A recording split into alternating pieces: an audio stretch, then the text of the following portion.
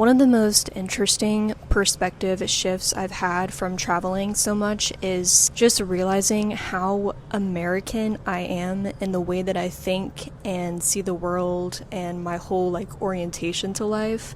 Like believing in this emphasis on individuality, being aspirational, competitive, future-oriented, this emphasis on self-reliance, ambition, and upward mobility, and believing that the purpose is to leave a legacy or to self-actualize or to optimize. Also having this belief in reinvention, like believing that your past does not determine your future, or believing that you can overcome things and reinvent yourself at any point in life, is kind of interesting to see that that's really not how many places in the world think or view life. I think in America, in general, we tend to identify ourselves with our own personality traits or our own career or our own values or our own beliefs about life, whereas in other more communal-oriented cultures, it's all about your role in relation to others and the group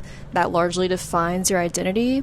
And that's a very interesting perspective for me. It's just not the way that I operate, and I never really noticed that there was a big difference until I've spent time in these more communal-oriented cultures. And then I think about the shadow side of this American mentality is like hyper-individualism, workaholic consumerism, loneliness, and anxiety over your status. It's just interesting to see that, at least for me, I really just kind of assumed this is the way the whole world operates. And it's obvious to me now, but I didn't realize I had that assumption until I started traveling, which is why I think traveling is so valuable. And I'll add one more thing, even just the way that we view time.